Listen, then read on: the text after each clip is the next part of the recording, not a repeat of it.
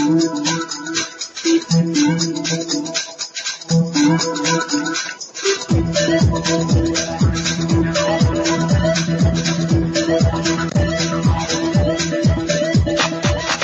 is Rebecca Jernigan, your tour guide into discoveries, coming to you live from the heart of America to around the globe via the World Wide Web, satellite, and podcast. Let's journey together into the realms of the known to the unknown in search of enlightenment, knowledge, and truth.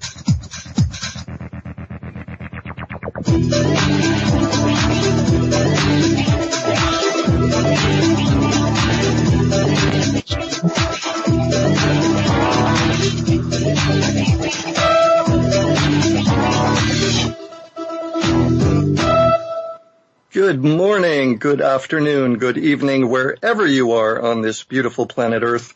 This is your guest host, Tobias Beharrell, and you're listening to Journeys with Rebecca right here on Wolf Spirit Radio and simulcast live on Revolution Radio at freedomslips.com, both studios A and B tonight. Just some program reminders for you tonight. We look forward to taking some of your questions. Please remember to put them all in capital letters in the chat room so that they are easier to see, and we'll try to get to as many of those as time permits in the second hour tonight. I would also like to remind you that both Revolution Radio and Wolf Spirit Radio are listener supported. Please reach out to these incredible outlets and give them the gift of a donation. I know for certain that every donation helps a lot and is appreciated very, very much. I'd also like to thank in advance my trusted producer, JP, for taking care of everything that allows all of us to come together across time and space. Without his skills and dedication, there would be only one thing: dead air. Thank you, JP, for that. We do not want dead air. My sincere thanks also to my awesome and much-loved friend, Rebecca Jernigan, who is off tonight. Wherever our journey takes us tonight, I know, Rebecca, you are listening somewhere out there. And of course, thank you to each one of you for being here, because of course you are all what it's all about. Tonight is a special night, as was the total eclipse across parts of North America today. As many of us today pondered distant shadows that cast themselves upon our very feet, so many were drawn into reflections within themselves and their own place within this wondrous universe. Sometimes we reflect on the past, other times on the future, all while we are doing what we can to accept and appreciate what is happening day by day. While the past contributes to everything that we have become, it is the choices we make right now that shape our futures. Our ability to think, reason, and dream are the keys to new beginnings. If these natural abilities are not allowed to flourish, it can put us in a position of being weakened by those who sometimes wish to control our world and our lives. My guest tonight has spent a good part of his life experiencing and learning about these exact subjects, and will help us gain valuable and necessary tools to ensure we not only survive but thrive. He's a longtime friend and guest of Journeys with Rebecca, and has lived some absolutely extraordinary experiences in his life that have allowed him to understand, practice, and educate on subjects that are sometimes cutting edge and other times rare, due simply to his unique life and journey. Stewart Swerdlow is a linguist who speaks 10 languages, is an expert in deprogramming and ascertaining types of mind programs that are embedded within an individual related to Illuminati mind control. He has extraordinary insights into such topics as alien agendas, the intuitive mind, natural health, archetypes and symbols, and the world around us, both seen and unseen. And that, I must say, is to name only a few of the subjects that Stewart is so knowledgeable in. He is an author and speaker, known internationally for his work, which can be found at expansions.com. His mission is to help others heal themselves in a positive way, thus avoiding the negativity he experienced himself. To be honest, I have listened to many of Stewart's interviews over the years right here on Journeys with Rebecca, and it is an absolute honor to welcome Stewart as my guest tonight. Stewart, welcome. Thank you, Tobias. That was a very nice introduction. I appreciate that. And I know that Rebecca is listening, and I would like to extend my gratitude to her, and I hope that she's well, and I look forward to speaking to her again soon. Well, it's just a great pleasure to have you here, Stewart. It's interesting because when Rebecca actually asked me a few weeks ago if I was able to host the show tonight, she actually asked what type of guest I would like if I didn't have one of my own. Of course, I crumbled to Rebecca and said, no, please help me with a guest. And she said, well, what kind of guest? And I said, well, I would really, really like someone like, with the personality and the nature and the knowledge and just the whole persona of Stewart Swerdlow, because he's such a, incredible man. He's a calm man, which always fascinates me considering some of the things that you've experienced in your life. It just always makes me want to ask more questions of your journey. And I was actually away for a couple of weeks. And when I returned, there was a message from Rebecca telling me my guest was, in fact, the one and only Stewart Swerdlow. So it's really a pleasure to have you here, Stewart.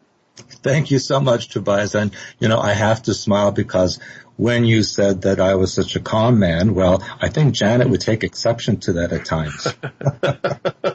Well, I don't think I should comment on that, but I trust you. Trust you for it. Yes, perhaps we best not talk about that. Let's just move on. Yes, speaking of other things. Yeah. So, Stewart, I know you've probably done a lot of interviews in your time, and you've probably, like some of the things I speak about, you've probably said things and talked about things over and over. So I don't want to spend too much time in putting you through the whole story again. But honestly, there's obviously some listeners that don't know too much about your background and what sort of brought you into the world that you're in today. So I would love for you to sort of talk a little bit here about your background. I understand that you have links far back into your ancestry that are related to how your life has developed. If you could maybe talk a little bit about that, I would love that. Yes, and Tobias, it's only really been in the last couple of years that I've opened up about the, let's say, the most strange things about my family. What the listeners may remember is that my great uncle Yakov Swerdlow was the first president of the Soviet Union, and his brother, my grandfather, was sent originally to the United Kingdom to start the Communist Party there. And when he was successful, he was then, my grandfather, sent to the United States to also start the Communist Party in North America.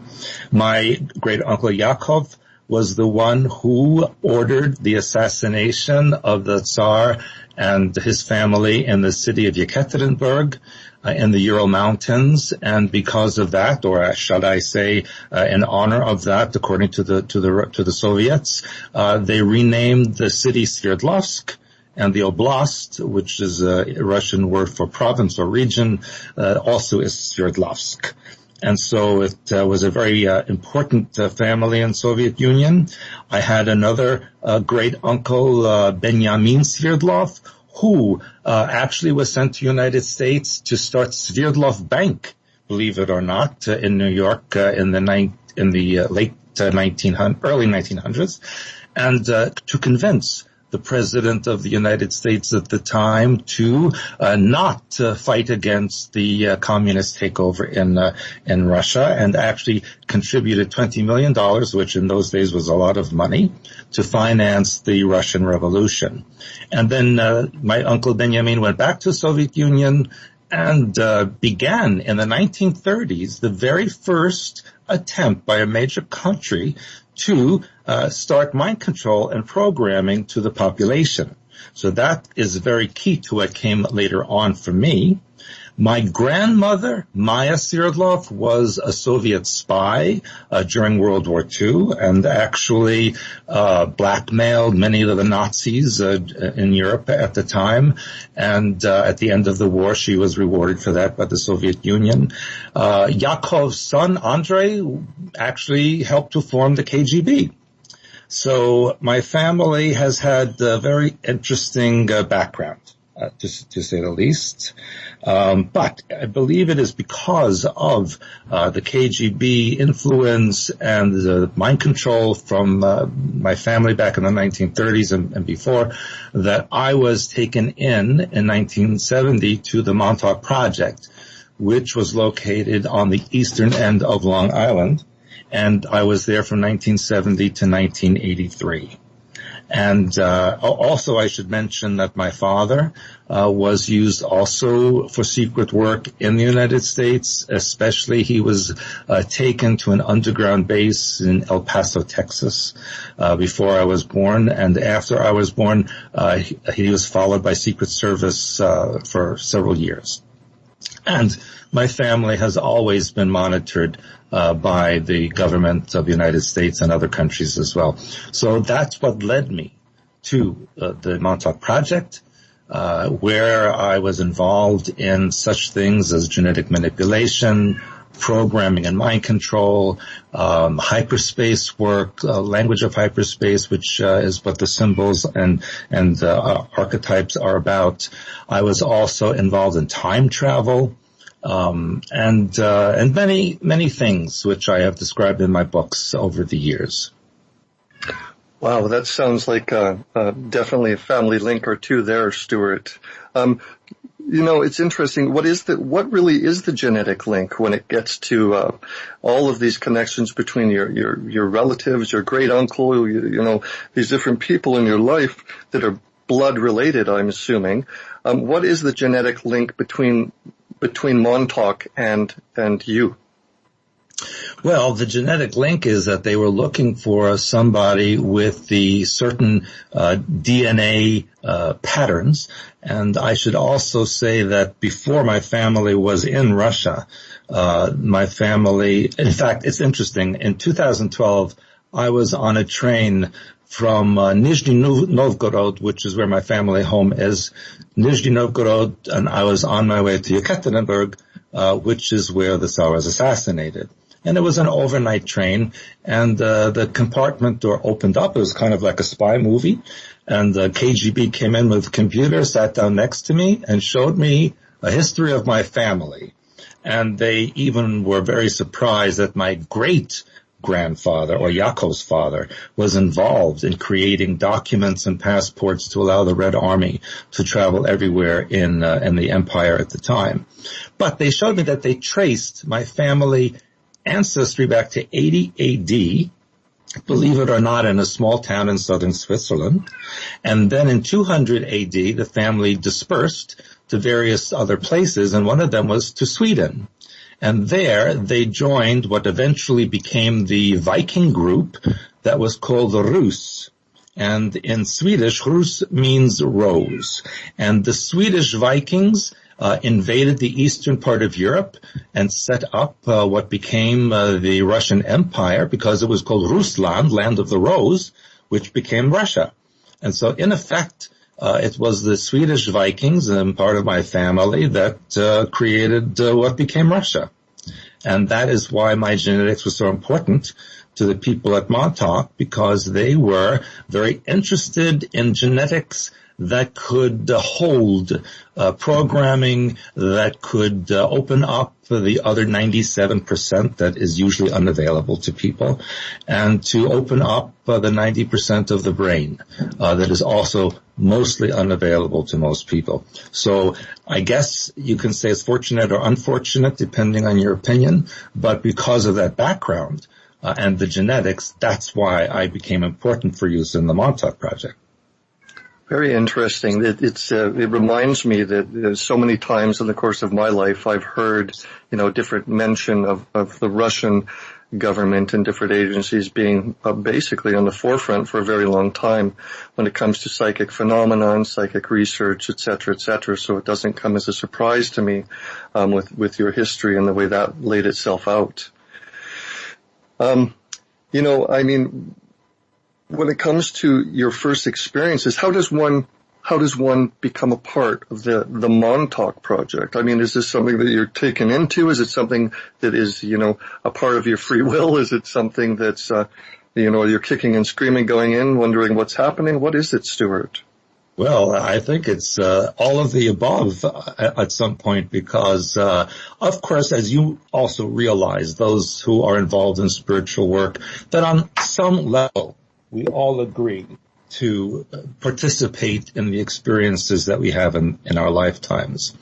But, and initially in Montauk, when it first began, they used people who they considered to be disposable or expendable. For example, they would take orphan children or children who were from parents who were drug addicts, for example, or who were very sick and had to be taken care of elsewhere. In other words, children and people that no one would miss very much. And they would take vagrants off the street, runaways, and so on. And, some of the scientists at Montauk were former Nazi scientists from the concentration camps who were involved in mind control and programming experimentation, particularly in the concentration camp in Austria called Mauthausen, which is outside of Linz, Austria, where they actually would take captured Soviet soldiers and expose them to all kinds of tortures in order to see how the mind would fracture under certain conditions. And so these were the same scientists under Project Paperclip that were brought to the United States in order to save them from the War Crimes Tribunal. And they continued their experiments in the United States and even in Canada as well. In fact, first in Canada and then into the United States. And so the Montauk Project was about experimenting on these things. And then they realized that people with certain color eyes, a lighter skin, certain color hair, had an enzyme in their DNA that allowed for more programming to be entered. And so this is why it was desirable to use people with this type of genetics. That's also why the Germans during World War II were promoting the so-called Aryan race, not because the blonde hair, blue eye was more beautiful, but simply was more controllable and more programmable. And that is why they encouraged that particular genetics.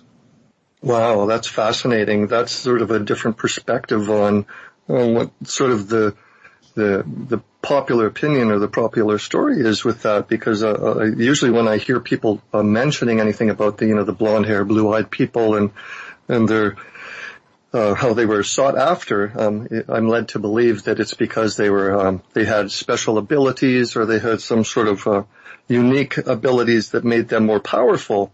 Not to say that they couldn't be, of course. I certainly don't want to, say anything negative about people with blonde hair and blue eyes. There'd be no reason. But the fact that remains, it's really interesting to me because, in fact, it suggests that people perhaps with other genetics, such as dark hair, dark eyes perhaps, would be less prone to mind control, which is fascinating to me for a number of reasons, not the least of which is because I have brown eyes. And brown hair. Well, but Tobias, it's not just the color of the eyes, it's the actual genetics, and even the color of the skin, because, they, in ancient times, and if you read my Blue Blood book and my True World History book, I talk about the original human population from the star system of Lyra. And there, the red-haired, green-eyed people were considered to be oracles. In other words, they were more sensitive and able to pick up non-physical energies and to communicate with non-physical side of existence. And so they were considered desirable as prophets and things like this. And interestingly, as we see here on the earth now, red-haired people are much more sensitive to pain and have more problems dealing with physical reality because they're so sensitive. So that's a carryover from those ancient times. Stewart, when you see different people on this planet from different countries, regardless of their location, when you see different people with such characteristics as you just described, there's so many different looks, there's so many different skin colors, different hair colors, etc. Do you think of those people as from different places? I mean, further than this planet? Well, yes, many people ask me that. And, it's interesting, Tobias, because when I do my consultations, a very common question that people ask is, well, where do I come from? Mm-hmm. And I say, well, where did your ancestors come from? Europe, Africa, Asia, where did they come from? Oh, no, they say, what planet? And, it's interesting to me when people ask that question, because from my perspective, we all come from the same place. We all come from the God mind, the creator. So then it just gets diffused to different locations for matter of experience. But to me, everybody's the same. We all have the same origin. But to answer your question, yes, on this world, on this planet, which is really a gigantic experiment, and has been since day zero, there are many different types of races and divisions within races. And that has to do with the genetic manipulation by various groups that have come here since the beginning of Earth to manipulate and to create an agenda on this planet for their own purposes. And so over the eons of time, these have developed into separate races, nationalities, etc., and different genetic groups that consider themselves different or special from all of the others. Now, from one perspective, you can say, well, that certainly makes life very interesting, all these different characters and people. But from another perspective, it's caused a lot of trouble because, of course, one thinks they're better than the other or more important than the other. And this is why we have a world in the shape it is now. Isn't it something, Stewart, to think that, and I've said this many times, and I'm sure without a doubt you've pondered this yourself many times, isn't it something to think that so many people are quite literally walking around through their lives, different places in our world, and all that their conscious experience is what they live day to day, even perhaps further back to childhood, etc. But in so many cases, there's no memory or no knowledge even of what came prior to that in a greater time period, hundreds of years, thousands of years, etc. And it's fascinating to me, even hearing the little bit of the background you gave concerning your family in Russia, because it's always pertinent.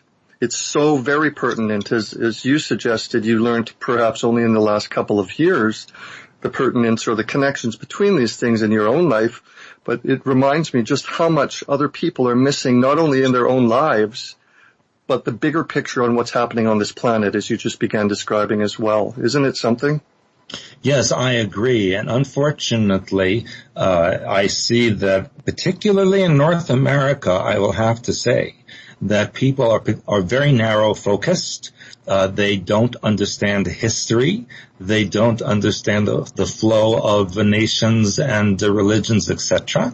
I think in Europe and Asia, because their history is a bit longer and they're more familiar with totalitarianism and that kind of thing, that they are more familiar and they are taught in school about the history and the flow of people. Whereas in North America, quite honestly, most people are just concerned about how they're going to pay their bills or about how they look in their clothing or who won Dancing with the Stars or some ridiculous thing like that.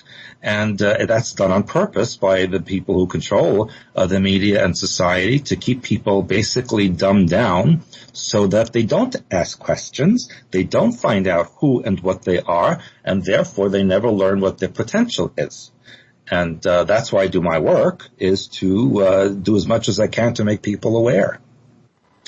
Yes. Do you think that the people or let me put it this way, do you think that the education system or the history that's taught in North America is more made up than perhaps what the people in Europe are taught? I would say more so. It's a very big question, and it's so pertinent to what's going on now, because I've always said that history is written by the victors. The ones who lose, their history is erased. So what are we seeing happening now? We see people tearing down Civil War statues and anything related to the past. And this, on the media, they say, well, it's removing racism in a terrible period of time. Well, how are people going to learn from the past if you erase the past? You know, the pyramids were built by slaves. Should we knock them down as well? The Great Wall of China was built by people who were under slavery. Should we bulldoze it? You know, when will it stop? When will the people allow history to be what it is, learn from it, and move on? Not to eradicate it because it brings up bad feelings. I think that there's a terrible thing going on right now in the United States, and I think it's very scary. Oh, that is so incredibly true. I mean, the ease with which the manipulation can push people to be their own destroyers, in such examples as you made there, taking down, statues and taking down information and just the deep-rooted belief systems that are so easily manipulated within people. They're destroying, as you said, they're destroying their own history. And not only is it on that level, but unfortunately, they've been educated in so many cases. And again, I must say, reiterate what you were suggesting, I must say more so in North America, in my travels anyways. And these people so often don't even think that history is important. Oh, it's the past is the past, when in fact it couldn't be further from the truth. That sentiment couldn't be further from the truth. Right, and in fact, Tobias, even within family histories, people don't know. For example, when I was working in California, and I would say, oh, so where's your family from? The answer would be, oh, I think it was Kansas or Oklahoma, maybe Texas. They said, no, before that. They had no idea. Their history ended when they arrived in California, you see? And so that's very sad. When you go to Europe and you ask someone, where did your family come from? They can go back many centuries and they can tell you exactly who came from where and so on. And the other thing that's happened in Europe, especially since the end of World War II, is that the borders have completely changed. So, for example, when I was working in Wrocław in Poland, that used to be Breslau in Germany. And the border switched. And same thing with Ukraine. There was parts of Poland that were now in Ukraine and vice versa. All the countries' borders have changed. And so there is no more sense of cultural identity. And then what the powers that be are doing is to bring in all of the so-called refugees and immigrants en masse to the different countries. What's the purpose? It's not to save them or to help them. It's to remove the national identity of that country. A couple of years ago, I did a seminar in London, and I was there for a few days, and I'm not exaggerating, Tobias, that the entire time I was in London, I did not meet one British person. They all came from elsewhere. Mm-hmm. And when I was in Birmingham, I said to my friend, where are the English people? He says, there aren't any. So please go ahead. Yeah, so I'm just saying this is what's happening, and this is why there is this movement now in the United States to bring back the original so-called white power. But you know what's funny, Tobias, is that these people who think that they're so white and so superior, if they did a DNA test, I think many of them would find out that they're not so pure like they think they are. Yes, definitely. Perhaps that's another reason why their past has been hidden. Yes, exactly. It's absolutely fascinating, again, not in a positive way, but it's fascinating to see the extent of the manipulation because, people sometimes ask, they say, well, I don't know, my eyes are pretty wide open and, oh no, I became aware back in, 1996, but at the same time they're not aware of even the most simple things in our modern day-to-day world, such as you're describing with the influx of foreign people from other countries. Canada even, of course, has brought tens of thousands of people from other countries in even recently, and they're constantly doing that. My point is that the people generally believe the bull when the government says to them, look, we need to take care of our friends from other parts of the world, et cetera, et cetera. But as you explained there, it is absolutely balderdash. It is more a matter of destabilization and then eventually assimilation, which removes all identity from all of the nationalities and, in fact, weakens everybody's ability to function, understand the bigger picture, understand the history that you and I have already spoken of tonight. And without those things, how can we possibly walk into the future forewarned and forearmed, strengthened, and healthy, right? Absolutely correct. And a lot of what is promulgated on the international news, like CNN and BBC and Fox, etc., a lot of that is all hyped up, brought to extremes, and actually most of it's not true. Just last week I had a client, he was an Iraqi man who actually lives in Canada now, but his family went back to Baghdad to visit relatives. And they said, and he showed me pictures, he says, Baghdad is so beautiful, so gorgeous, so free. He says they want to all go back and live there. Yeah. And then you go on the news, and the news, they're blowing up markets, and people are dying, and blah, blah, blah. And it's not true. Yes, absolutely. I've had the benefit to more than a couple of times to have people that I actually know in different parts of the world or traveling to different parts of the world absolutely know for a fact that what was broadcast on the news that specific day was nothing to do with reality. Right. This is the case. A couple of years ago, I was in Europe. I was in Austria, and they had on the news that the border was open from Italy, and all the Austrians were standing at the border with flags, waving and welcoming the refugees. And well, there was nothing further from the truth, because the few people that the camera picked up were paid to stand there and wave the flags, and most of the people were very resentful that these others were coming into their country. So it was just really literally fake news that I witnessed myself. And that happens everywhere, especially in North America. It's bad enough that people are not educated through schooling and through their upbringing of what actual history is and what really is happening, but to constantly be fed these things that are quite contrary and completely contrary to the truth. It's a very difficult thing for people to overcome, isn't it? It's extremely difficult. And, there was a program back a while ago called Education 2000, which was made by the United Nations under the direction of Western Europe and North America governments, where the Education 2000 said that all children everywhere in the world would learn the same history, the same science, the same math, etc., so that all children would have equal knowledge. At least that was what they were telling you.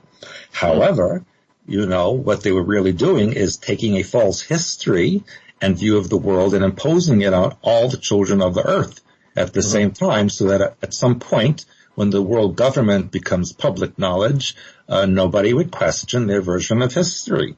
And I do travel everywhere. I've been to every single continent, including Antarctica, and even there they wouldn't tell the truth. I was at a British base in Antarctica, and it had the most southern post office in the world. Now, who's sending mail there? I have no clue. But there is the most southern post office, and there's a plaque that says there, built to monitor the enemy. And so, who is the enemy in Antarctica? Perhaps there are terrorist penguins or terrorist walrus or something like this. Who's the enemy? Of course, they couldn't answer. But if you know real history, and you know that in 1938 to 1944, the Germans built what they called a paradise for the Führer in this area in Neuschwabenland, then you know that that's the enemy. And that at the end of the war, the Germans went there, and there's a huge underground area still there with the Fourth Reich. And so this is what they're monitoring, but they never say this to you. So we're talking about actual people living and working and functioning in that area today, is that correct?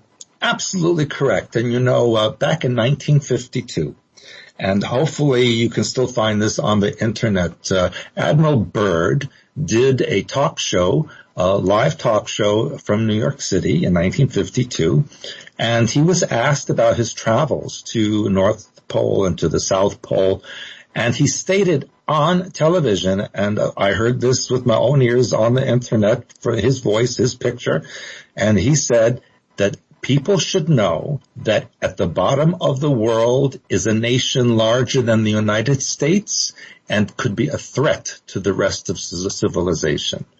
And he stated this. Now, I hope that that video is still on, but I was really shocked to see that myself. Again, it reminds me of how easily things are obscured from the rest of the world, not just through the education that we've spoken of, but something like that. You know, people shouldn't even be that surprised when they can get a real understanding of how easy it is for the manipulators to obscure things and manipulate things. They shouldn't be surprised that it's not only possible, but a real thing, that something like that even exists. Yes, and you know, Tobias, they have even changed how they teach children in school. You know, when I went to school thousands of years ago, we learned, printing and script and so on. And now it's not even allowed to learn script writing. And I have seen cases where children who wrote their name in script had points removed from their papers because they weren't allowed to write in script, only in print. And the same thing, yeah. And even with math, if you have children or grandchildren and you see how they do math, it's incomprehensible. I could never help them with their homework because I never learned it in such a way. It's so different and confusing.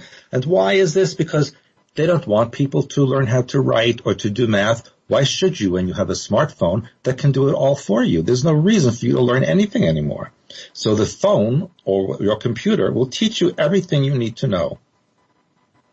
Is that related to the people being manipulated so that their ability to even communicate in a natural way with one another is broken down more, Stewart?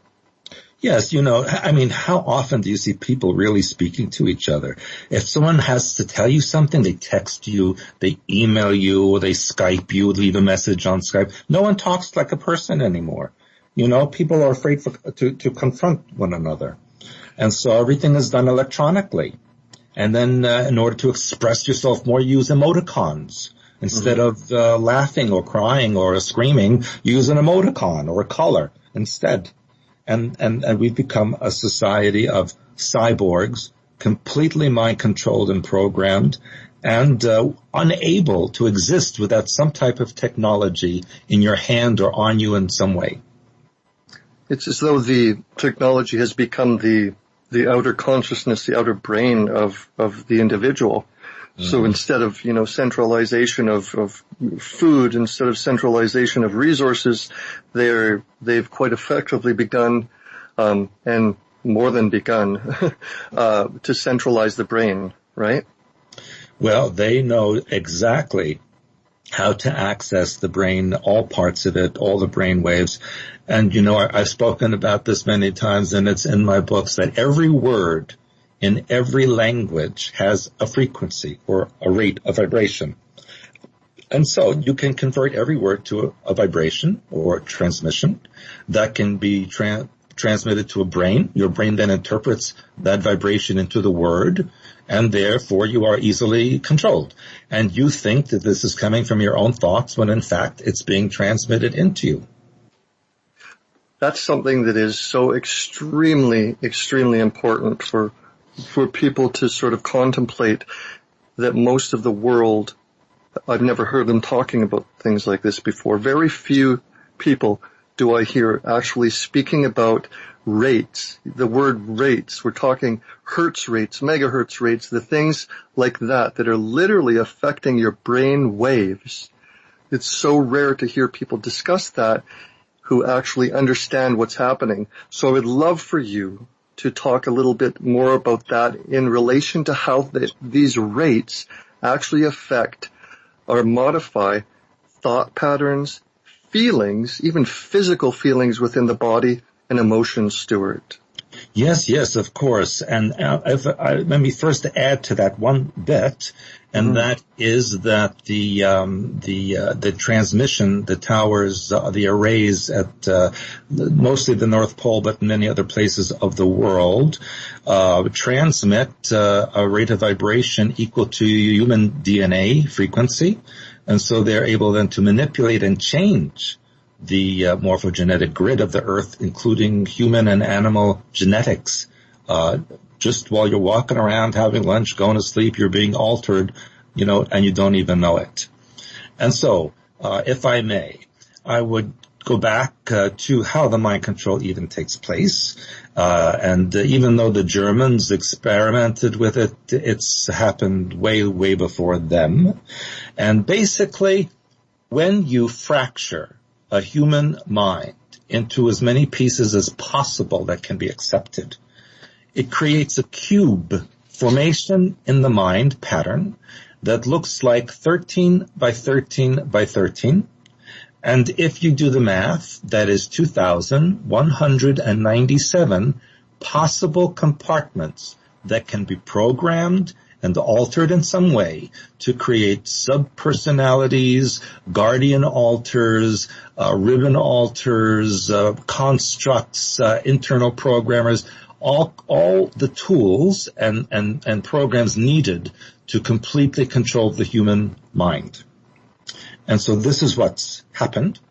And anyone out there who says, well, I'm not programmed, I'm completely whole, well, that's a big clue that you're very programmed, the people who say they are not, because the whole world is 100% and without deviation, 100% programmed to some intensity or not. Yes, there are some who have more than others, but everyone has some. And this is transmitted by cell phone towers, radio, your mobile phones, satellite transmissions, television, you name it. Anything that's electromagnetic can be used to transmit mind control waves. These waves, if you were to see them, look like brain waves. They're like sine waves, and they piggyback your brain waves so that they overlay them, and you feel that this is your own thought or emotion when in fact it is external to you. But one thing I must emphasize here is that you cannot be programmed with a function or an idea that you don't have somewhere already in your psyche.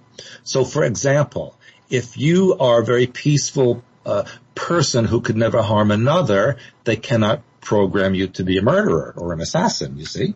If you do have violence within your mental structure, then yes, they can program that. So whatever you do have as a program is really an enhanced and altered version of the foundational mind patterns within you. So I want people to understand that. So in that way, you must take responsibility for the type of programming that you have.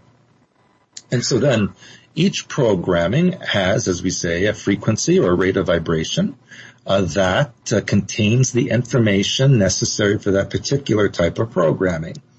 Right now on this planet, we have a big emphasis on New World Religion, on Green Star programming, vigilante programming, end times, monarch programming, and etc. So that the population can be extremely controlled at any given point. And if you watch the news, and I look at the CNN, BBC, all these, not because I want the news, but because I want to see what they're telling people, so I know what to put on my blogs and tell people in my lectures. And in the last 3-4 weeks, Tobias, and you can look this up and you'll see it every day, there is an extreme triggering of personal violence. I see people in road rage. I see these one-punch murders where people get into a street fight and then in one punch they're killed or their head is knocked on cement and they're brain dead. I'm seeing this all over the place. It's not just in the United States, but it's mostly, but it's happening around the world. And we're also seeing a lot of animal attacks. For example, the rate of bear and shark and dog attacks have also increased exponentially in the last 2 or 3 years. So these tell me about the types of programs that are being triggered through the satellite transmission and other ways that are causing behaviors to occur of a particular type. And you can really categorize them when you see these things on the news. You can just put them all in one pocket because they're all identical. It's interesting. It's interesting, Stewart, because so many people it's very hard for them to understand that to feel an emotion or feel a sense of anger or feel fury, they really believe that it has to come from within them. But the reverse is the most truth, because unless you've experienced it firsthand, it's very probably difficult for people to realize how easily that's manipulated. Yes, and this is why I tell people, especially if you're in a relationship, to watch each other. You have to be a monitor of each other. If you notice that the person is acting strangely or suddenly their personality has shifted dramatically, call them up and say, hey, you're acting in a strange way. What's going on with you? Because the person won't realize the change. They won't understand that they're doing it. And very often these people who go into rage and they murder someone or they commit rape or what have you, and they say, well, I didn't know I did it. I don't even remember doing it. They have no idea because they've gone into an altar. And the altar then switches to another altar and has no memory of what the other altar did. And this happens constantly. So if you have a relationship or you know someone, a friend, something, watch each other and pay attention to any significant changes that you see in the person's personality, and then let them know that you've seen this. Stewart, with the fracturing of the human mind, and even in relation to some of the things we've already spoken of, with the fracturing of the public at large's ability to connect with true history, etc., do you believe, this is kind of a big question, and it may not be answerable in one part or even answerable, I'm not sure, but do you believe that it's natural to not remember the distant past? I believe that it is somewhat natural for you to not remember other lifetimes, and I'll tell you why. If you remember that someone murdered you, and this lifetime you're supposed to learn unconditional love and acceptance and forgiveness, but you remember the violent act, you may not then learn your unconditional forgiveness. And so it's important then that the soul or the lifetime memory is not on the surface, so that you can deal with the individual in a benevolent manner. So in such cases, if we remembered all our lifetimes and all our experiences, we may not be motivated to do anything because we would think, what's the point? Why I'm not coming back here again. Just leave it the way it is. And so when we don't remember and we have experiences and we learn, then the memory can come up and we go, yes, now I know why I had to have that experience, and now it's completed and we can move on. So that's one of the reasons why we don't remember consciously. However, as far as history is concerned, as far as the flow of people, this is purposely blocked so that we have no sense of identity. Because a person without an identity is easily given one, and they can accept it. So it's many layers. To answer your question, there's many layers of why things are the way they are. One is for your own benefit, and others are not for your benefit. I hear you, JP. Are you there, Stewart? Yes, I'm here, and I don't know where I got cut off. Oh, no problem. You were just talking about, we were talking about the fracturing of the human mind and whether it was natural or not. So you were just talking about the parts that were natural, and that's sort of where I heard you end up there. And then I was talking also about how purposely the history and flow of people is purposely blocked off so that there's a loss of self-identity. You don't know who and what you are, where you came from. And when you don't have an identity, then it's easier to be given one that you will assume. Mm-hmm. So that's the unnatural part where these people, let's say these people that seemingly work outside of time or beyond the rules of understanding, take what most people don't know and don't understand and simply use it against them.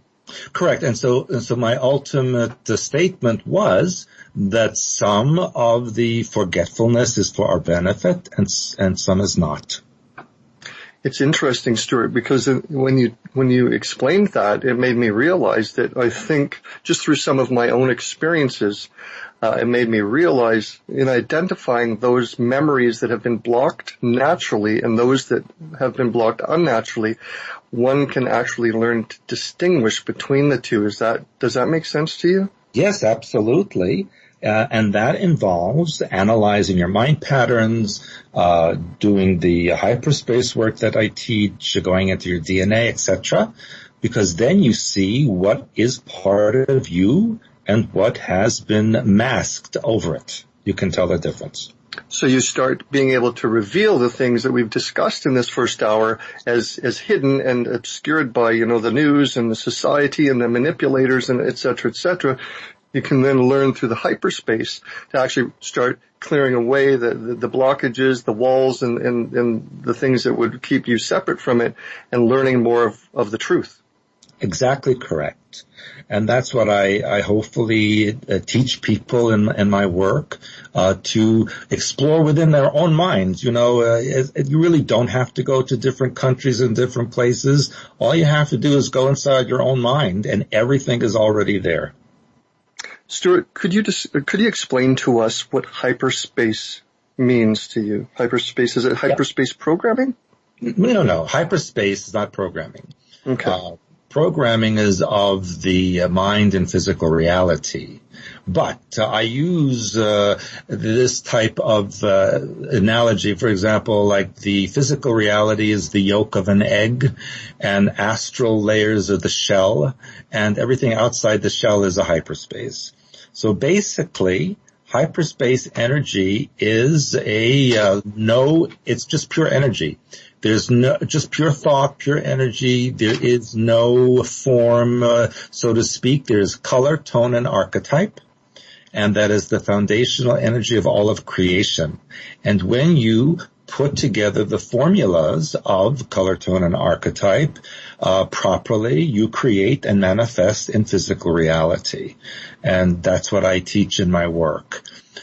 In the same way, the programming and mind control also use a form of this because it's the source of all things. But unfortunately, they take this hyperspace information and they use it in a manner to control people rather than to help them understand themselves. That's fascinating, Stewart. So what we're talking about, the hyperspace field, probably people use different terminologies for it.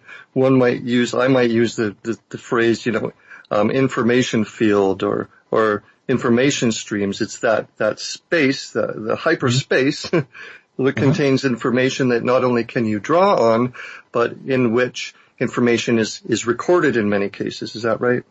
Yes, absolutely. And it has all possibilities.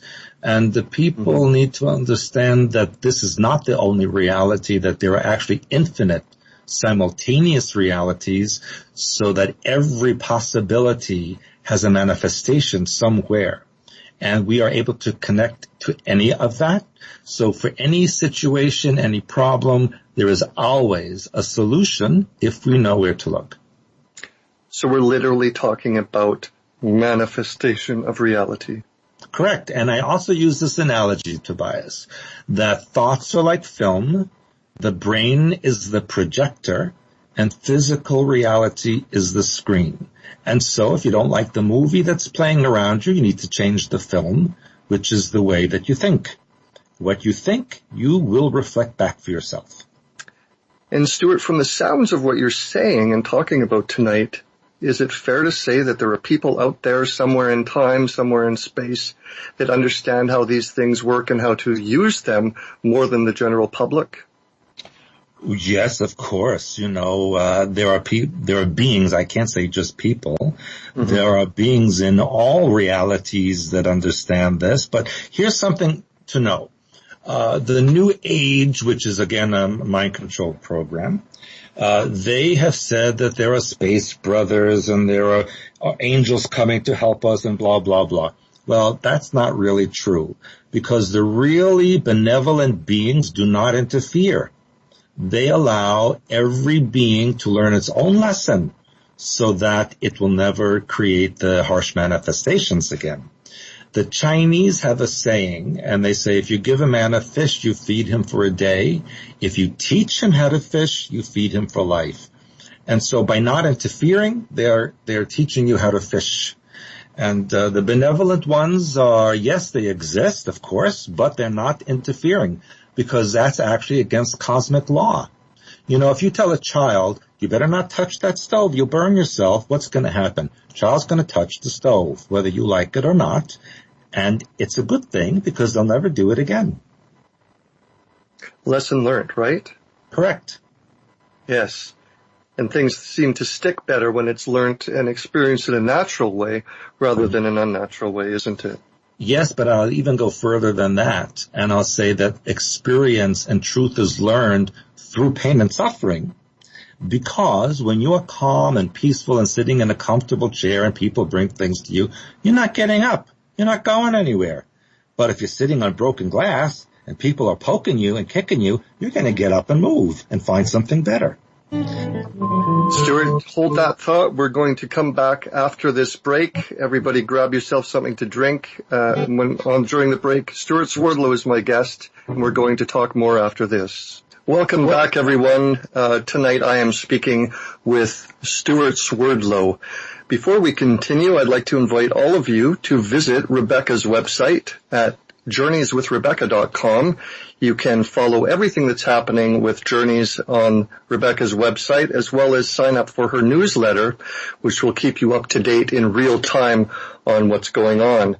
Please also visit my website at etlanguages.com. That's ET as in, yes, extraterrestrial, etlanguages.com, where you can keep up to date on everything I'm doing. Please sign up also for my newsletter and subscribe to me on YouTube to be the first to hear about some very exciting upcoming developments.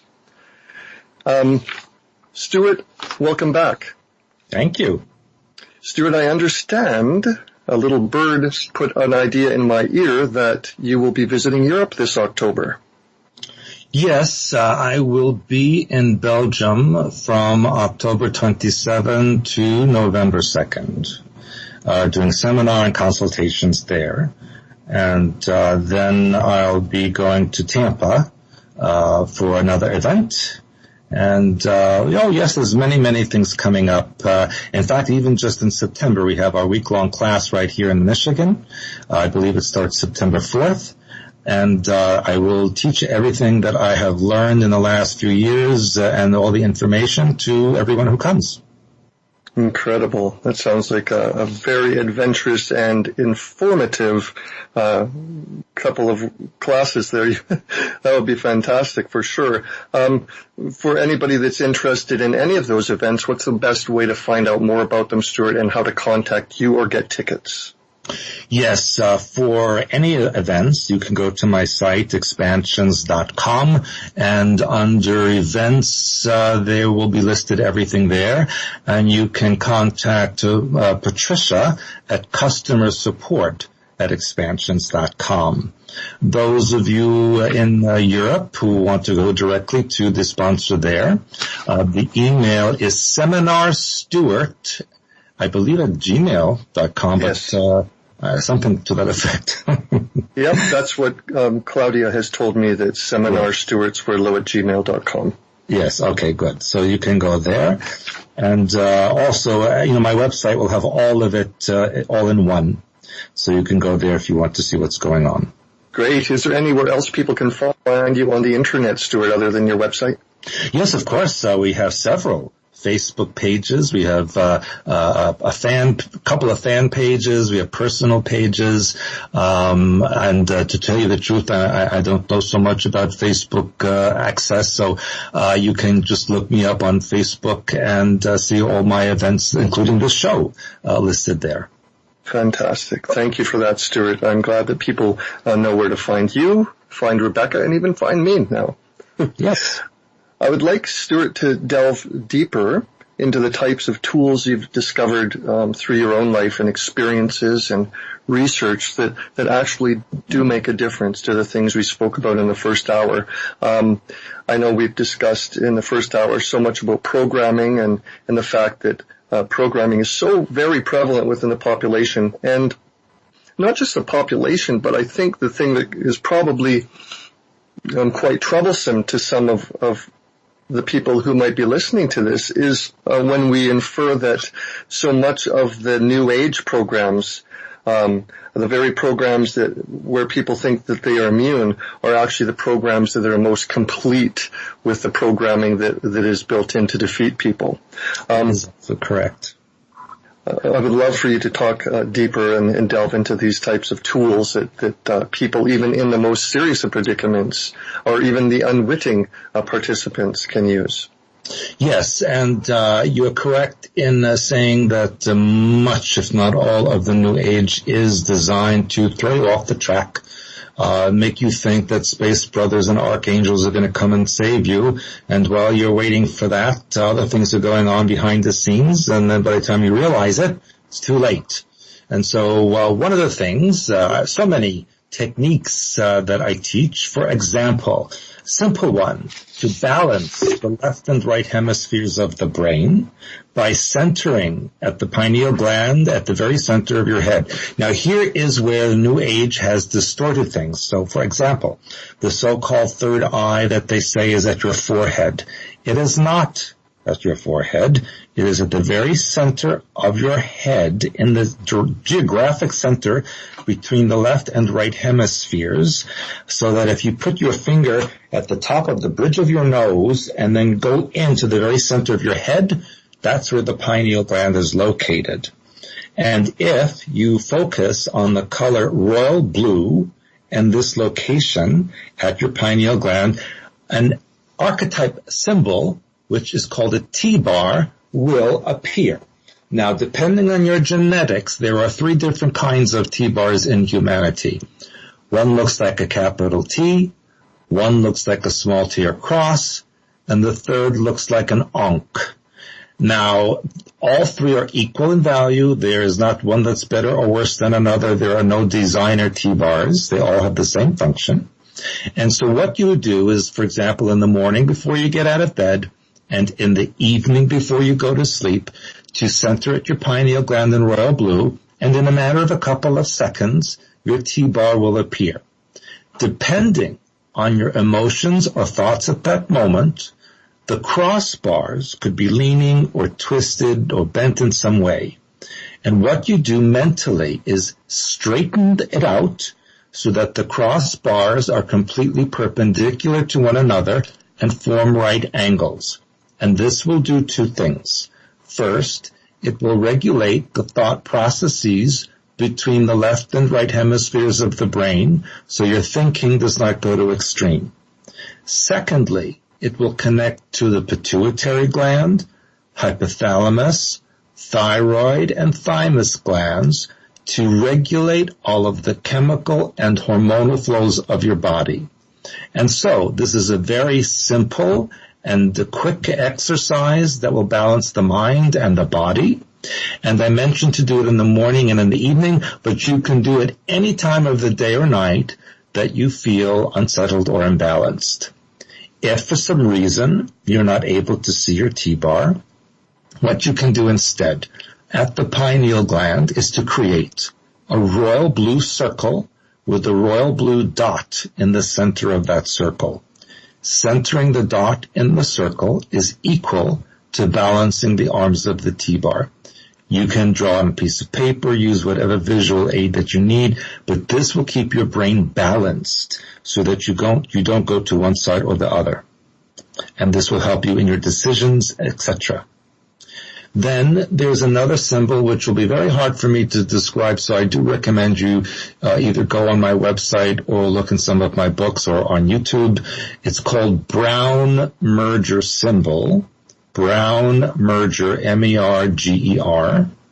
And you visualize this at your pineal gland as well, and that acts to reintegrate the fractured components of your personality so that it pulls the pieces back together again. That's another method that I teach in my classes. Then, in order to protect against the ELF and microwave bombardments that we have 24/7 on our planet, I tell people to use what I call the ultimate protection technique. And this is as follows. You visualize yourself in a violet tetrahedron. A tetrahedron is a three-sided pyramid. That violet tetrahedron then goes into a violet octahedron. An octahedron is a four-sided pyramid on top and a four-sided on the bottom, so it actually looks like a multi-dimensional diamond shape with the tetrahedron inside all in violet. Nothing will penetrate this image. Violet is the color of protection and filtering of energy. People do get confused and mixed up between violet and purple. They're actually two different colors, and I can suggest that violet is the color of an amethyst stone. So if you need to understand violet, look at an amethyst as a visual aid, and then you can do the visualization as I mentioned. So these are some of the techniques that I teach in my class in order to remove the programming, balance the mind and the body, and then of course I have much more techniques for deprogramming depending on the type of programming that a person has. I also teach techniques like the golden altar and the child within and oversoul techniques, which are designed to remove the negative mind patterns that have affected your life or have created and attracted for you harsh experiences. And these exercises, which are in my Hyperspace Helper book, will absolutely remove these negative mind patterns from you so that you can recreate more positive ones in your life. It's fascinating, Stewart. It's interesting because when you began talking about the T-bar, and then you went to the pineal gland, I immediately thought I'd involve myself with that practice to see what's inside my pineal gland. And before you told us what to expect or what you may expect, I saw actually three spiral shapes, sort of like the two sides of a cross and the bottom of a cross, but a spiral. Mm-hmm. You later mentioned that sometimes it can appear as an ankh. I thought maybe it was an ankh. And then you mentioned after that sometimes they're twisted. I thought that was fascinating. Yes, and no matter what you see or how you see it, simply straighten it out so that the crossbars are perpendicular, and then it will be okay. And you may need to do this many times during the day, depending on your condition. However, one should also realize that because of the additives in food and medication and the pollution in the water and the air, that there have been heavy metal toxins that build up around the pineal gland that sometimes block people from seeing anything mentally. And very often people say, well, I can't see anything, I can't visualize. And so we must do a detox to remove the heavy metals from the body. It could be as simple as taking an organic sea salt bath or using organic chlorella. One other thing that I think is very good for detoxing the pineal is organic frankincense essential oils, which you would put on the skin, on the palms of the hand. You could even put a drop under your tongue. And frankincense, organic of course, will help to detox the pineal gland. And interestingly, and I worked with a lady in Bali about this, frankincense will also kill cancer cells in your body.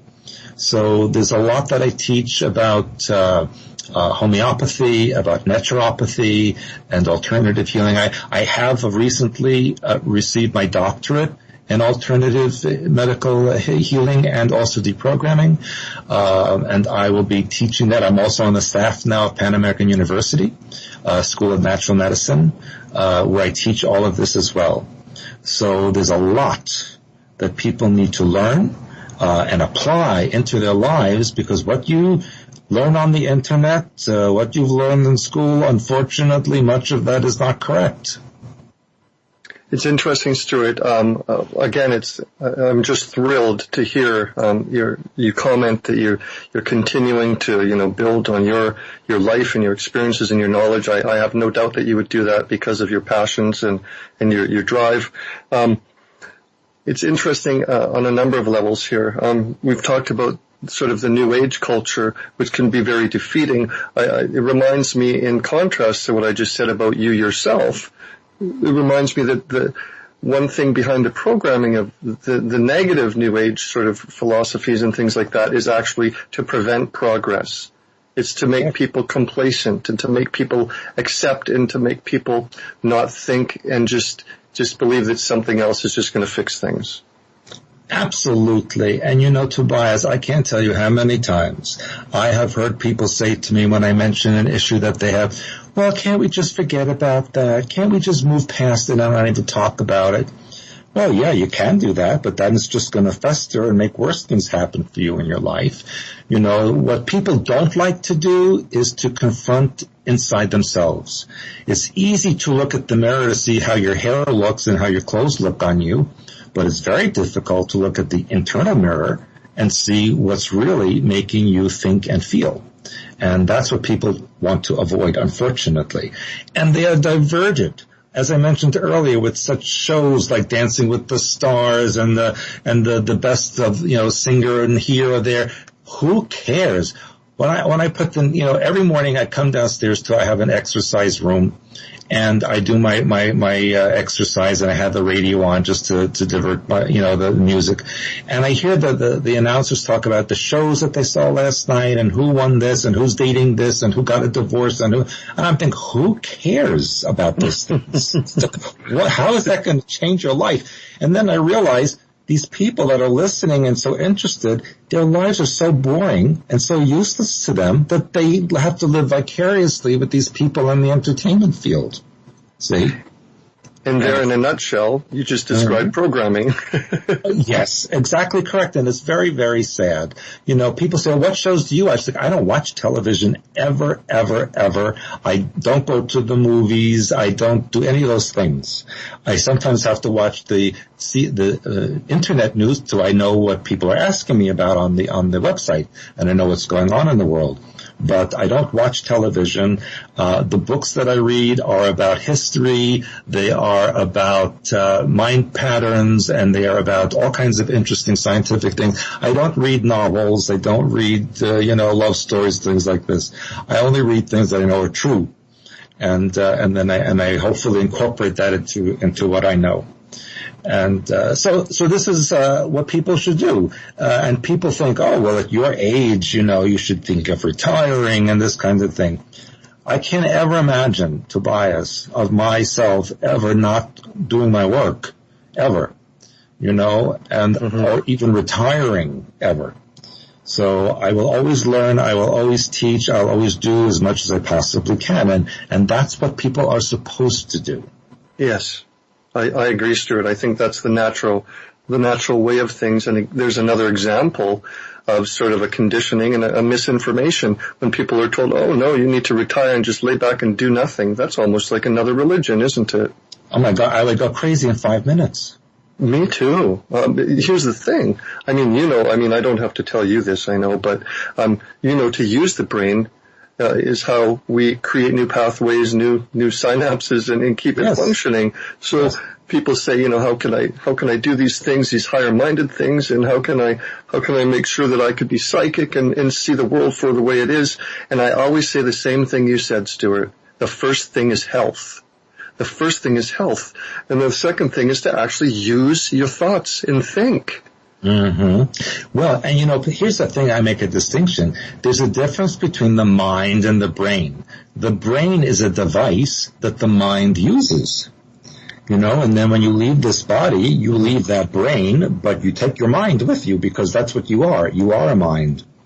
And the more you learn and the more you experience, the more powerful your mind is. And that's what people also need to understand. How much of the consciousness is within the mind, Stewart. Does that mean what you just said? Does that mean that when we're in a physical form, that our physical brain is anchoring the consciousness? The brain is the tool that the mind uses, and therefore the brain was created by that mind, so that brain can use whatever functions the mind that gives it. Unfortunately, as I mentioned earlier, most people on this planet use less than 10% of their brain capacity. Yes. But what I find even more fascinating is that people use only 3% of their DNA capacity, and scientists call the rest of it junk. So if they call it junk, people will think, oh, well, I don't need to use it, it's junk. You see, it's a big deception on the population.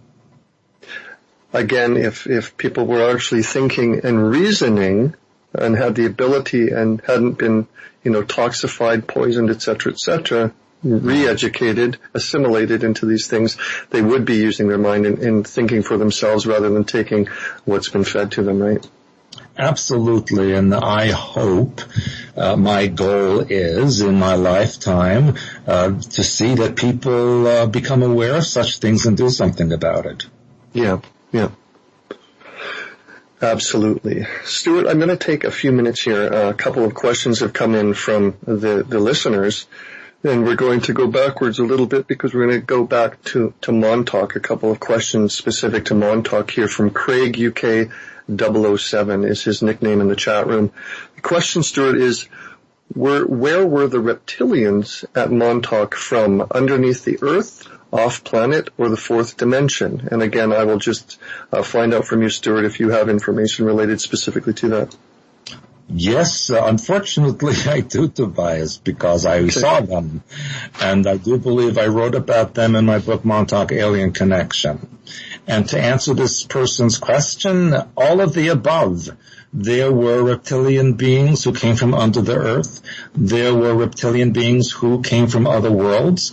There were ones who were interdimensional, and there were those who came from the lower astral. And unfortunately, Montauk manipulators, controllers, whatever you want to call them, who ran the place, they used all of them, because the reptilians would feed on the fear and the anger and the hurt and the torture that was perpetrated on the people, especially the children.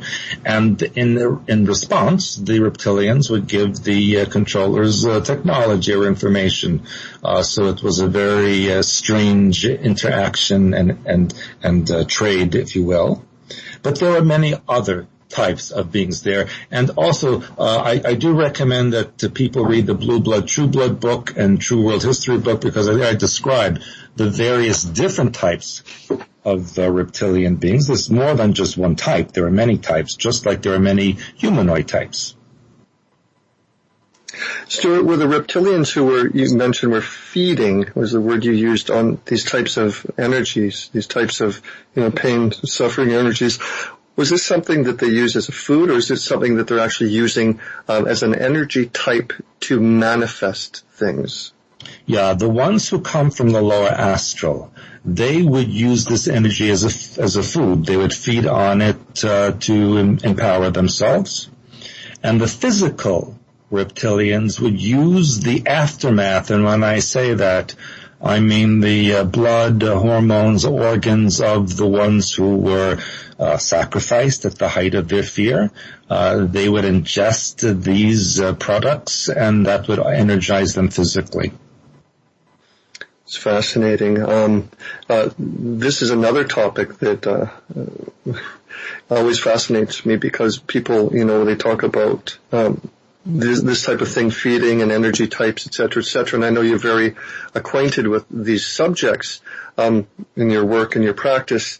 I think this is another example of something that people in so many of the New Age philosophies are scared to even approach when it comes to working with a certain energy type or understanding what it is and how it can be used for good things. They'd rather stay away from all of the energy types in most cases, except perhaps love.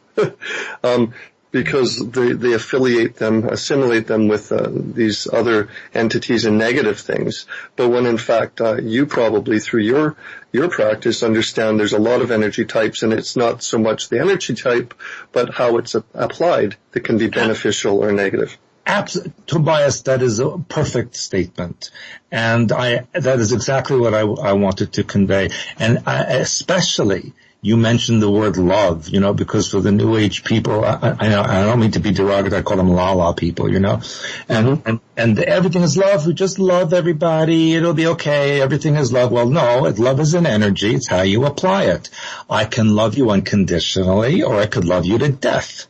The end results will be different, and the same energy. It's like I can take a knife and carve a beautiful statue out of wood, or I could stab you with it. It's not the knife, it's what I do with it. And it's the same with love or any other energy. It's how it is applied. Yeah, I think that in many of the, not to beat on the poor New Age people. I'm certainly not intending to do that, but as a philosophy and as a practice, the fact remains, as we've discussed tonight, that there are many manipulations within that system. And again, we're not beating on people tonight. We're actually trying to point these out and discuss these things to empower people. And I know so many very good people, caring people, loving people that have been affected by these untruths within that system, that it gives me great pleasure to, talk with you about these tonight, Stewart. When it comes to love, as you mentioned, in so many cases, in that philosophy of New Age, love equals stop thinking, stop acting, just accept, just, try to feel.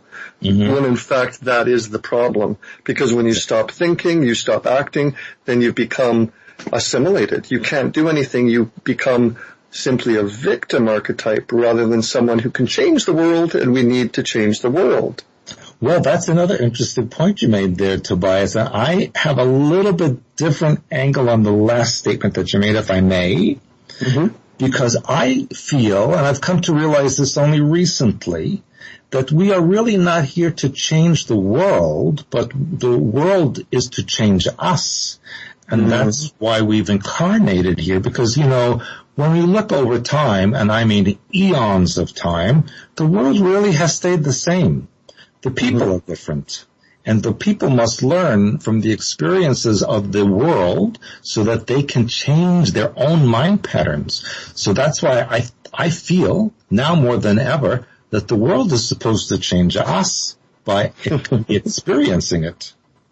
That's just beautiful, honestly, Stewart. And because I'm so glad that you pointed that out seriously, because I think, I think we, perhaps as a society and a culture, and those who have been manipulated and those who have had these experiences, perhaps we have changed the world.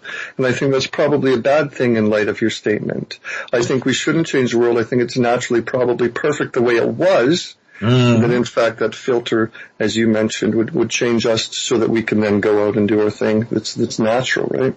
Yes, and I want to say one other thing is because I have studied interactions of human beings with alien beings, so-called, going back even thousands of years. The records go back thousands. I have studied, I can't begin to tell you how many volumes from different countries over.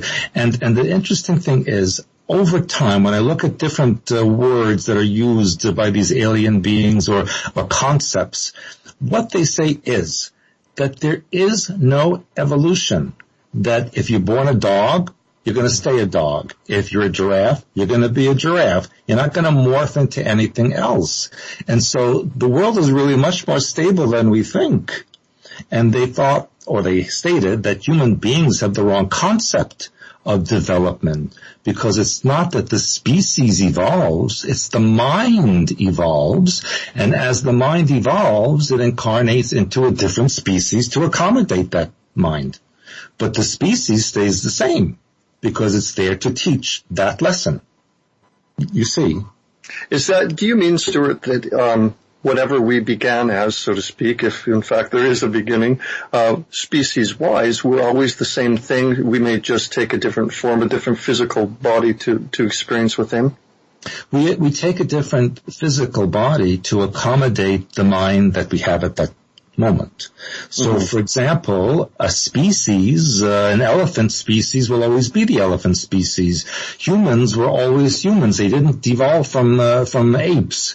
They were always humans. They'll always be humans. But as the mind evolves, it will then incarnate into a different higher level species or one that is more accommodating to that mind.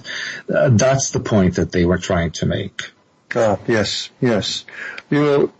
Just on the whole subject, it's come up several times tonight about aliens and off-world, living entities, living people.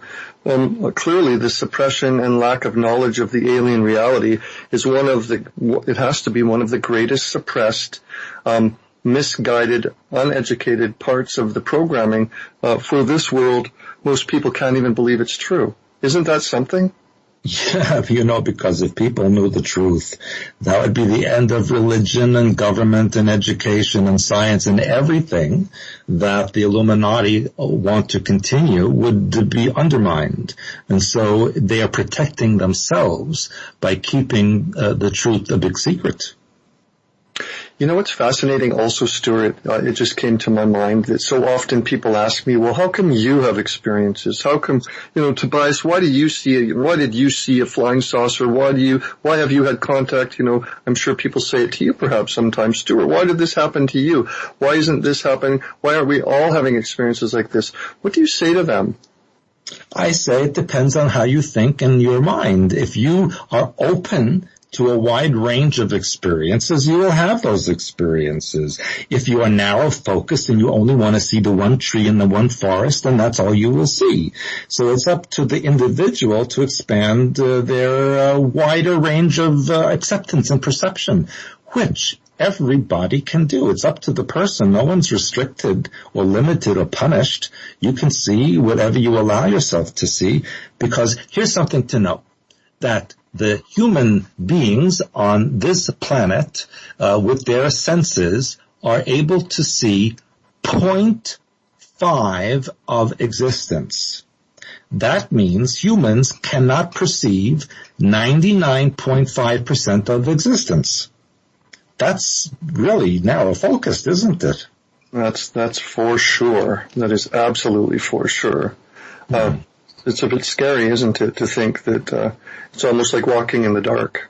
Well, it kind of is. And what makes me smile also about your question about what people ask me, why can't they see you? They seem to be more disappointed that I'm still alive, Tobias. They say, why are you still living? Why can't they just kill you? I said, well, thank you very much. But, if they kill everyone that says it, then obviously it's going to say, hey, those people must be telling the truth because they're killing them. They know you just come back anyway, Stewart. Yeah, right. It's like, and you know what, Tobias, interesting, when I was deprogrammed from Montauk, when it ended in 83, they told me point blank, you're more dangerous dead than alive because of what we trained you as. Right. So we want to keep you alive because we're afraid of what you'll do when you die. Dead does not necessarily mean out of the picture. Correct. Exactly. Right. With the whole alien aspect of reality in our world, in our history, there's another interesting disconnect between people because, if they knew the greater history and they could see bigger picture there, they'd understand not only what's happening more, but they'd understand their own natural abilities, because certainly within experiences, within species, within different, sectors of, the universe, there's different information and ability, right? That's correct, of course. And like I mentioned, there are infinite realities. And think of existence as a radio set. And as soon as you turn the dial, you're in a different station. And you turn a little bit more, different frequency, different station. It's all on the same radio, but as soon as you turn the dial just one little bit, you're in a different station. And it's like that with realities. Every frequency, you change it a little bit, you're in a different reality. Yeah, and that's really the fine-tuning of our pineal gland, isn't it? How we can project forward, back, over, left, right. Yes, and that's something to understand also, is that time and space are illusions. They don't really exist. All reality occurs simultaneously. All lifetimes are simultaneous so that we can tap into anything at any moment if we focus on it. It's fascinating earlier when you were talking about the belief that has been fed to people that their pineal gland is in the front of the forehead. I recall even for myself many years ago, I'm not even thinking about it, just accepting the same thing. And I sometimes would hear people say, oh, I feel a tickle on my forehead, which can happen. But it was not until I actually started doing the proper things and started connecting with the right people and mentors and having my own experiences and increase in my own health, did I realize this one thing that you said. It's in the middle of your head. It's probably the gland that gets the most blood within your brain. When it starts functioning, you will actually feel it. You will actually feel it. And one of my mentors said to me, Tobias, if you're not feeling your brain work, it's simply not working. And I had to agree with him. It was not working. Well, all you got to do is look at a medical book and look at where the pineal gland is located, and you will see. And also remember that the pineal gland is the liaison between not only the left and right hemispheres of the brain, but between physical and non-physical. So it's, I think, one of the most important organs of the body. I couldn't agree more. Stewart. Stewart, with Montauk, with your life, with the experiences that you've had over the years, you mentioned that you had met some reptilians in Montauk.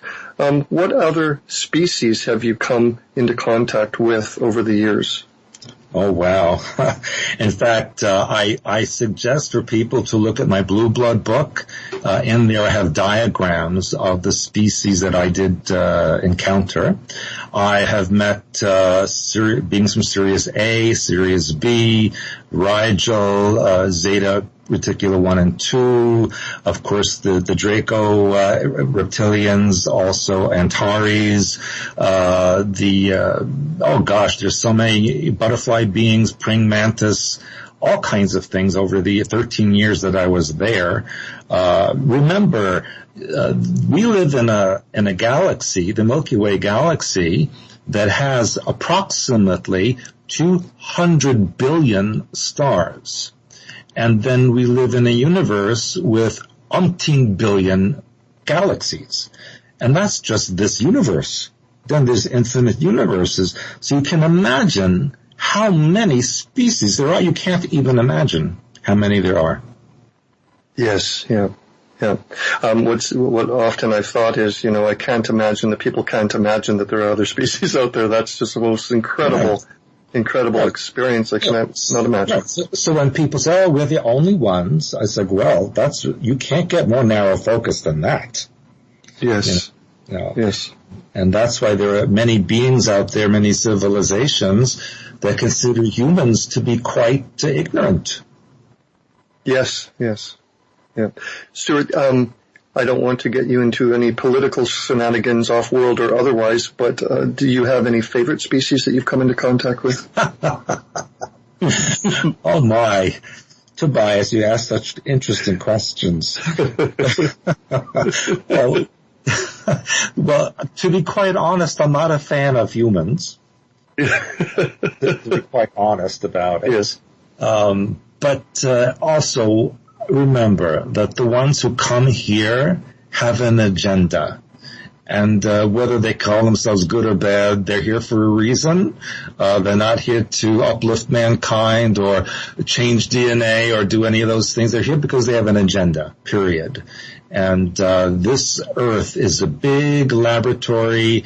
It is considered to be like the Syria of the galaxy. So it's considered hostile, violent, aggressive, etc.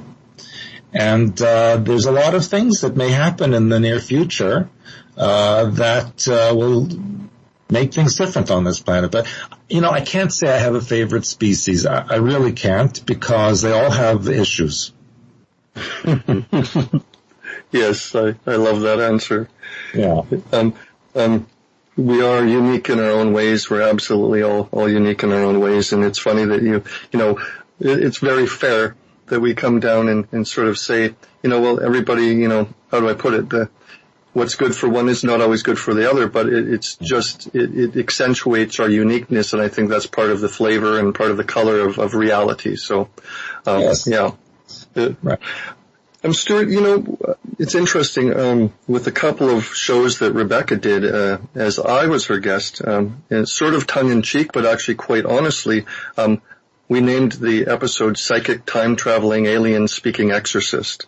So I'm very, very interested with my own experiences, when you talk about time travel, what that means to you and what you experienced through your own life and time at Montauk and subsequent to that.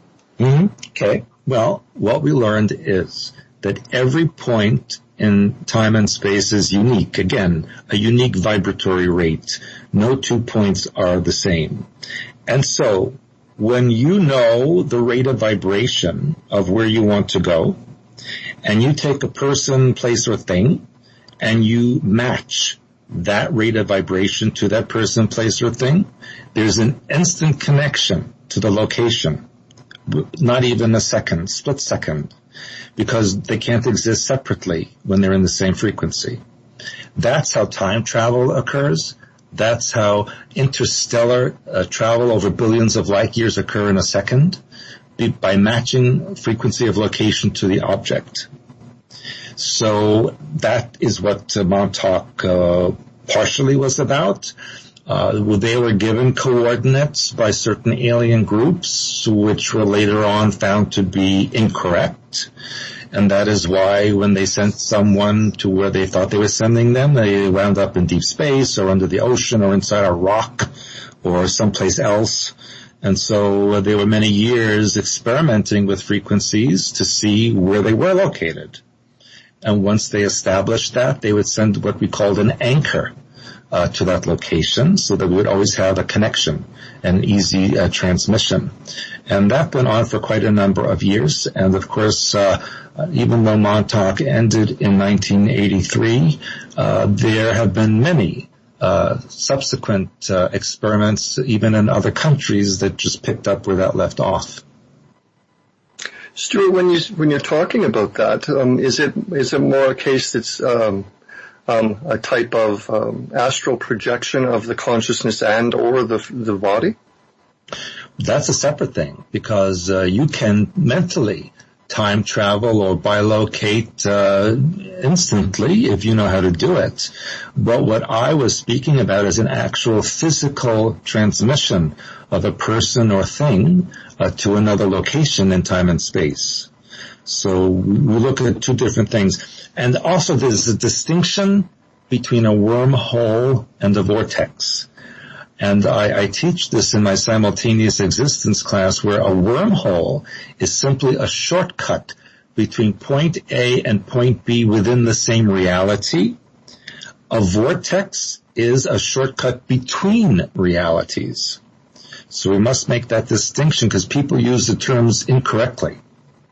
That's fascinating. Yes. There's another example of something, if you don't actually stop and think about it for yourself, it might elude you. Yeah. Yes. Talking about projecting the mind and connecting to other places, or even physically, as you just alluded to, do you think that is part of the reason why our world now seems to punish those people who would let their minds wander and daydream? And is this why those that would want to manipulate us, want to keep our minds so busy with extraneous, unimportant things?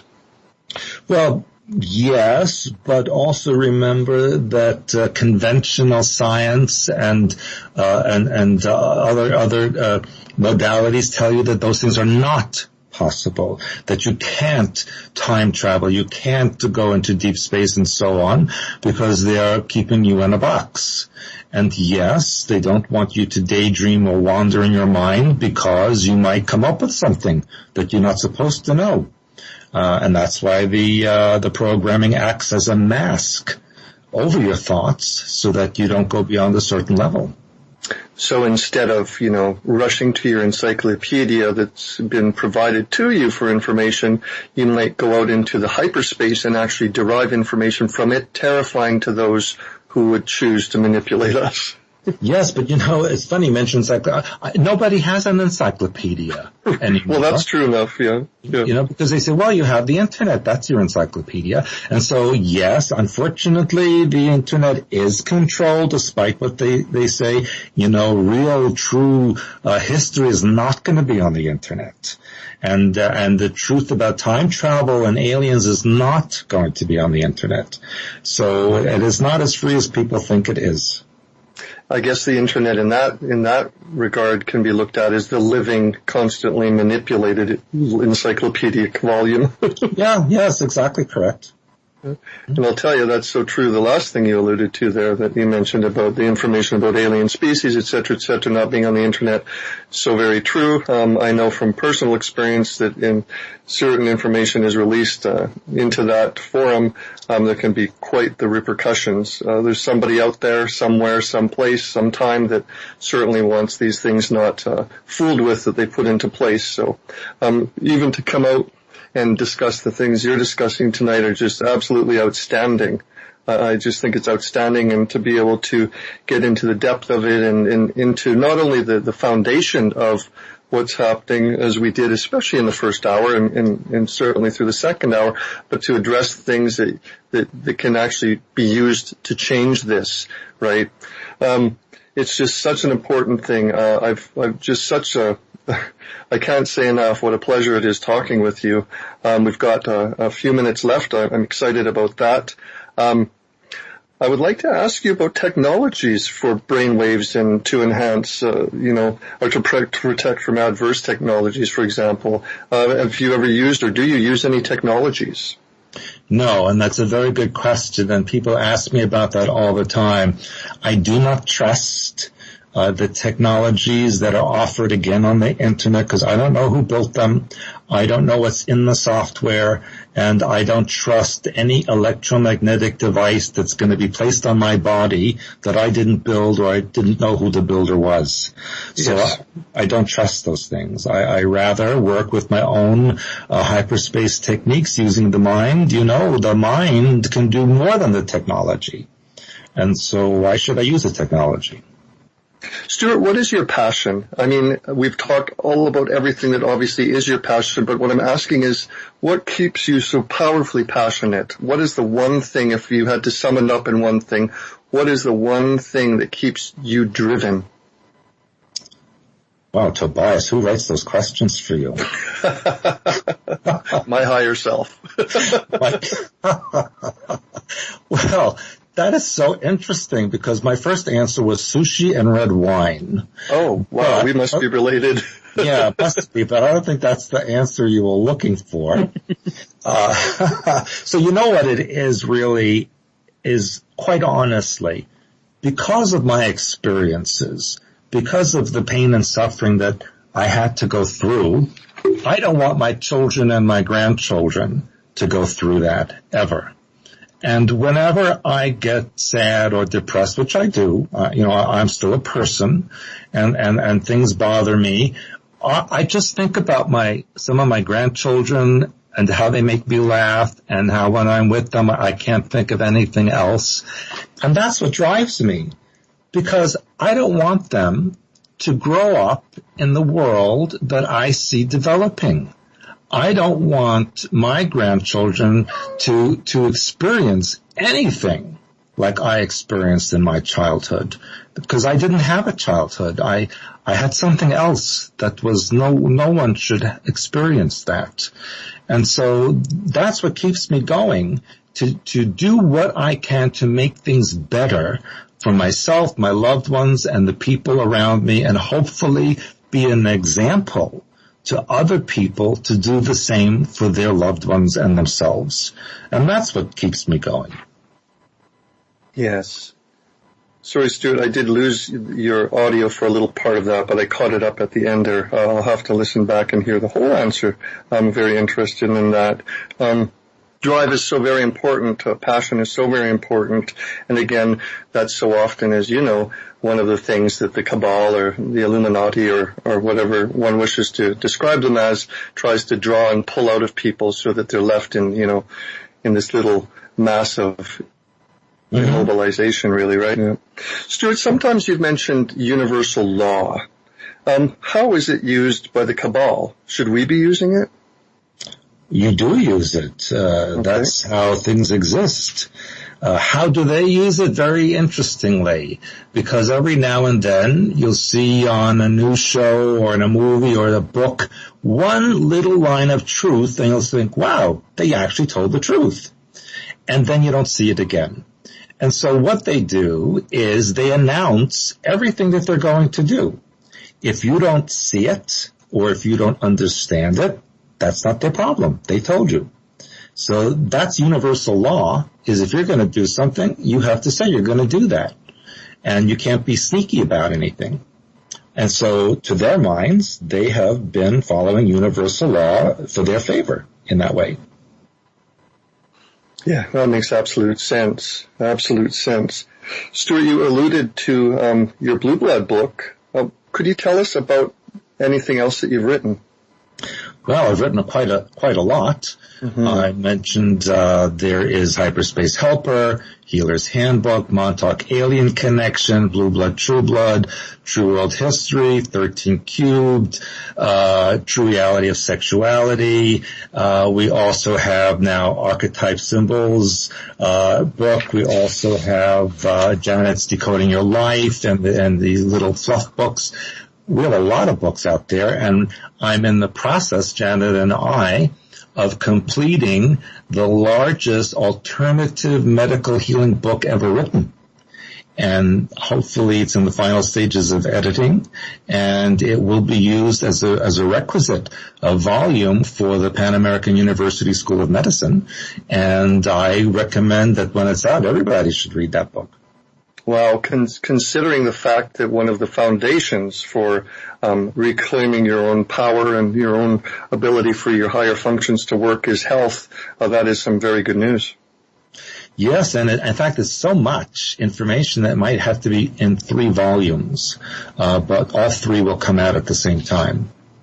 Well, that's fantastic. Is that something that Pan American University, is that something available through virtual reality, so to speak, on internet? Is it a physical place? What is that, Stewart? Pan American University is a university, School of Medicine. It was chartered in Florida, and it has campuses in Florida, Puerto Rico, the island of Nevis, and in Ecuador. And they also have online classes. And I was recently made an associate professor of hyperspace information and alternative medicine. So it's a very fascinating story, which we haven't even gotten into, which is part of the group I now belong to, called the Sacred Medical Order of the Knights of Hope, which goes back to even before Templar times, and uses monastic medicine, alternative medicine, homeopathy, naturopathy, all the original forms of healing that are no longer taught. And we are bringing that back now to the public. Wow, that is absolutely incredible. So incredible. There's so much information from the past. Again, we've talked about it all night here and there, about the information that's been, separated from us through all of these functions, or natural or unnatural, and to be able to bring back some of these things that are so valuable in creating the people we want to be. I just can't say enough for that. So good on you for that, Stewart. I think that's fantastic. Thank you. I know we're going to run out of time. I don't know when the music's going to start, but I do want to ask you, and it may be a big question. If you compare the Stewart Swerdlow of 30 years ago to the Stewart Swerdlow now, what is different and what is the same? I think Janet should answer that question. What's different? Okay, what's different is that I know a heck of a lot more about who and what I am. I have released a whole ton of rage and anger, and I have come to the point where I can accept myself with all the negatives and positives that are existing within me and work on me in a way that I never could before. And I also realize how much unconditional love really does mean, not only to myself, but to all of existence. Oh, that's beautiful. Yeah, it makes such a difference. That's really nice. Those are really nice words, Stewart. I'm going to try to get in a couple more questions that I've sort of bypassed here with our discussion before the end. Someone was asking, how can one deprogram from a modern religion, such as Jehovah's Witness or Scientology, etc., without feeding them 12 steps or Jesus myth, it says? Well, that's a very big question. It is. I would suggest the person read The True Reality of Sexuality and 13Q book. And I have many videos on YouTube on programming and deprogramming that would help this person understand what they are seeking. Thank you, Stewart. You know, it's interesting. Here's another question. I'm sure you'll just love this. Does Stewart know his IQ level? I actually had it measured when I was in high school a million years ago, and I believe at that time it was 160 something. But that's all I remember. Thank you. Craig in the chat room also, Stewart was asking, did Stewart ever meet or see actor Mark Hamill at Montauk? Well, I know that's been written about in some of the books, but I personally did not see him. With that, Stewart, this is the end. I hear the music. I am, be so proud to call you my new friend. Thank you so very, very much, truly, for joining me. It's been an absolute pleasure. Thank you very much, Tobias, and thank you for Rebecca and JP. Thank you. Next week, Rebecca returns with Nick Redfern. Don't miss it. Immortality of the Gods. Good night, everyone. Thanks for joining us.